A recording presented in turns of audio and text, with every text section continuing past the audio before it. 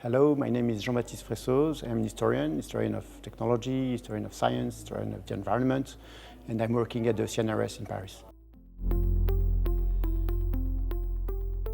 So my presentation is a history of energy, a new kind of history of energy that is focused on energy accumulation and energy symbiosis. In the classic standard historiography, books tend to tell a story of transition from wood to coal and then from coal to oil, but in fact, history of energy is the history of the symbiotic expansion of all energies and also of all raw materials. Just to give you an example, very often the industrialization in the 19th century is told as a transition from wood to coal, but in fact the coal mines in industrialized countries use an enormous amount of wood, of pit props to extract coal. So the more you've got coal, the more you've got wood in the economy actually. And the same goes with coal and oil in the 20th century.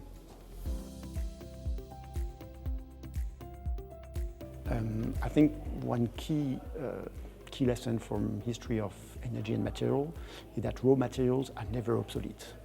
In the 20th century, we are consuming a greater variety of raw material, and each raw material is consumed in greater quantity. It's very, very doubtful that we will escape fossil fuels, carbon, coal, gas, and oil in 3 or 4 decades. And I think what is really important is to recognize that there will be carbon dioxide in the economy until the end of the 21st century at least.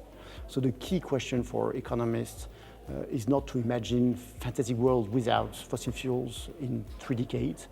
It's rather to help us differentiate between luxury emissions and vital emissions, to really study in depth what is the welfare associated to what kind of emissions, to help us make a triage in our emissions.